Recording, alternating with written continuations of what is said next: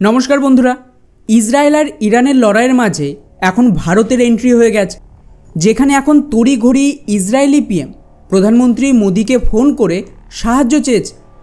কিন্তু এখানে একটা টুইস্ট রয়েছে, যেটা আমাদের মিডিয়া দেখাচ্ছেন, কিন্তু ব্রিটিশ মিডিয়া বিবিসি এটার খোলাসা করে দিয়েছে। আমার গতকালের ভিডিওটা যারা দেখেছেন তারা তো জানবেন, আমি ওখানে স্পষ্ট ভাষায় একটা কথা বলেছিলাম। এই যে অ্যাটাক লঞ্চ করা হলো, এর উদ্দেশ্য একটাই, সেটা হলো ইরানের রিজিম চেঞ্জ করানো। আর আমি ইরানের নেক্সট ক্ষমতায় কে আসবে তার ছবিও দেখিয়েছিলাম। ইনি সেই ব্যক্তি, যার নাম হলো রেজা পাহলভি। ইনি কিন্তু ইরানের বর্তমান ক্রাউন প্রিন্স।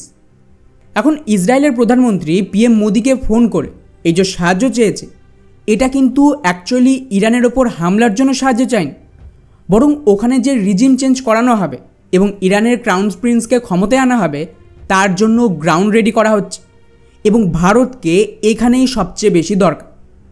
এটাকে এখন ব্রিটিশ মিডিয়া বিবিসিও ক্লেম করছে। এই খবরটা দেখুন, 3 ঘন্টা আগেই ওরা একটা আর্টিকেল পাবলিশ করেছে যে হ্যাঁ, ইসরায়েল এখানে রিজিম চেঞ্জ করিয়ে ইরানকে ডির্যাডিক্যালাইজ করতে চাইছে। তো আমার কথা মিলল, যা কিছু হচ্ছে পুরোটাই কিন্তু স্ক্রিপ্টেড। মজার ব্যাপার হলো, এখানে ইরানের তরফ থেকেও ইসরায়েলের ওপর আজ সকালের দিকে পাল্টা মিসাইল অ্যাটাক করেছে, যার মধ্যে বেশ কিছু মিসাইল বলা হচ্ছে যে ইসরায়েলের রাজধানীতে হিট করেছে। খুব বেশি ক্যাজুয়ালিটি তো হয়নি, বাট অন্তত 1 জন মরেছে আর 20 জন আহত হয়েছে। আর এটাই কিন্তু ইসরায়েল চাইছিল। ইরানের এই পাল্টা হামলার পর এটা একটা প্রপার যুদ্ধে পরিণত হল এবং এটাকে ইস্যু বানিয়ে ইসরায়েল কিন্তু ডিরেক্টলি গোটা ইরানের মিলিটারিকে ধ্বংস করবে এবং তারপরে যে রিজিম চেঞ্জ হবে সেটা করিয়ে ক্রাউন প্রিন্সকে ক্ষমতায় আনা হবে, যেটা ডির্যাডিক্যালাইজেশনের গুরুত্বপূর্ণ পদক্ষেপ। আর এর জন্য যদি আপনারা খেয়াল করেন, তাহলে স্টেপ বাই স্টেপ পুরো প্ল্যান রেডি করা হয়েছে। প্রথমত, আমেরিকার ডিপ স্টেট ইরানকে লোনের মাধ্যমে ফান্ড করে, আর ওদিকে আমেরিকার সরকার এড দেয় গাজাতে, যাকে কাজে লাগিয়েই ইসরায়েলের ওপর অক্টোবর 7 অ্যাটাক হয়।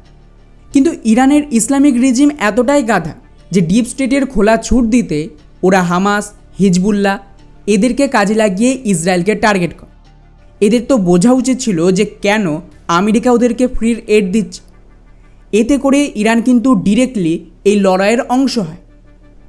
এরপর দ্বিতীয় ধাপ ছিল ইরানের পুরো লিডারশিপকে খতম করা, যেখানে হয়তো আপনাদের মনে আছে ইরানের টপ লিডারশিপ মানে রাষ্ট্রপতি থেকে শুরু করে পুরো যে ক্যাবিনেট ছিল, বিদেশমন্ত্রী সব, শেষ 30 বছর ধরে এদেরকে গ্রুম করা হয়েছিল ইরানের সুপ্রিম লিডারের তরফ থেকে।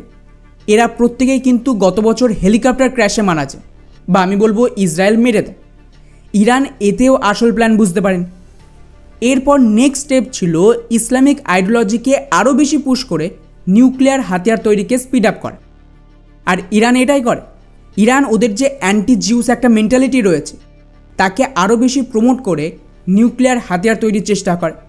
এতে কী হবে, ইরানের কাছে নিউক্লিয়ার এলে একা ইসরায়েল নয়, সৌদি থেকে শুরু করে পুরো আরব বিশ্ব, যাদের মেন পপুলেশন সুন্নি মুসলিম, তারাও বিপদে পড়বে।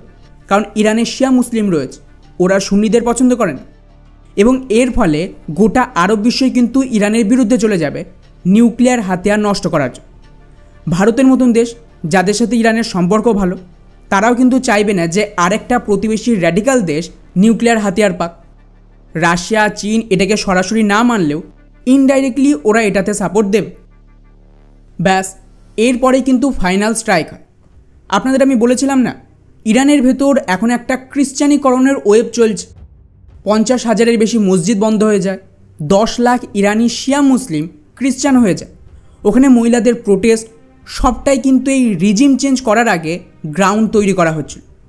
কারণ এই সব করার ফলে এদের বিরুদ্ধে ইরানের ইসলামিক রিজিম যে মারাত্মক অত্যাচার করেছে, মহিলার এক্স মুসলিমদের হত্যা করেছে, এতে কী হয়, ইসরায়েলের মোসাদ ইরানের ভেতরে পেনিট্রেট করে এবং এই ইসলামিক রিজিম বিরোধী যে পপুলেশন বা আইডিওলজি তৈরি হয়েছিল, তাদেরকে কাজে লাগিয়ে মোসাদের পুরো বেস রেডি করে ফেলে। এবং এখন ইসরায়েল অপেক্ষা করছিল 13 তারিখে, যেদিন ইসলামিক রেভলিউশন ঘোষণা হয়। সেম ডেটকে ইসরায়েল সিলেক্ট করে ইরানের ওপর অ্যাটাক লঞ্চ করার জন্য। আর ওদিক থেকে ইরানের ভেতরে যে মোসাদ রয়েছে বা ওদের এজেন্ট রয়েছে, তারা কিন্তু অ্যাকচুয়ালি ইরানের লোক এবং এরাই পুরো নিউক্লিয়ারের ইনফরমেশান দেওয়া থেকে শুরু করে ওদের মিলিটারি লিডার কোথায় রয়েছে তাদের লোকেশান এবং তার সাথেই ওখানে গ্রাউন্ডে থেকে নিউক্লিয়ার সাইটে অ্যাটাক করা সবটা করেছে। এখন প্রশ্ন আসছে যে তাহলে এরপর কী হবে? তো যদি আপনারা খবর দেখেন, ইসরায়েল শুধুমাত্র নিউক্লিয়ার সাইটে অ্যাটাক করেন, ওরা ইরানের টপ মিলিটারি লিডারশিপকেও টার্গেট করেছে এবং তারপর একটা পজ দেয় যাতে ইরান কাউন্টার অ্যাটাক করতে পারে। কিন্তু আমেরিকা তো রেডি ছিল যাতে ইরানের অ্যাটাক বেশি খতরনাক না হয়। এবং রিপোর্ট দেখেন, আমেরিকা, সৌদি সহ আশেপাশের দেশ থেকে ইরানের যে ম্যাক্সিমাম মিসাইল আর ড্রোন তাকে ইন্টারসেপ্ট করে ডিস্ট্রয় করে ফেলেছে। তার মানে কি দাঁড়াচ্ছে? ইনডাইরেক্টলি ইসরায়েলের আশেপাশের মুসলিম দেশগুলোরও এখানে সাপোর্ট আছে। ওরা যদি কোঅপারেট না করতো, আপনাদের মনে হয় ইসরায়েলের বায়ুসেনা এত দূর এসে ইরানের ভেতরে গিয়ে অ্যাটাক করতে পারত? বা ইরান যখন পাল্টা আক্রমণ করে তাকে ঠেকানো যেত? কোনো দিন না। এখন শুধু অপেক্ষা করুন ইসরায়েলের নেক্সট হামলার জন্য।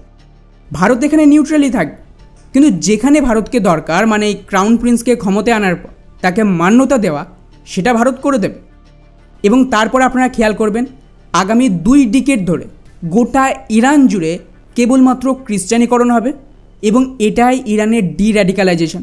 অর্থাৎ তারা খ্রিস্টান বহুল দেশ হলে ইসলামিক র্যাডিকালাইজেশন অটোমেটিক খতম হয়ে যাবে।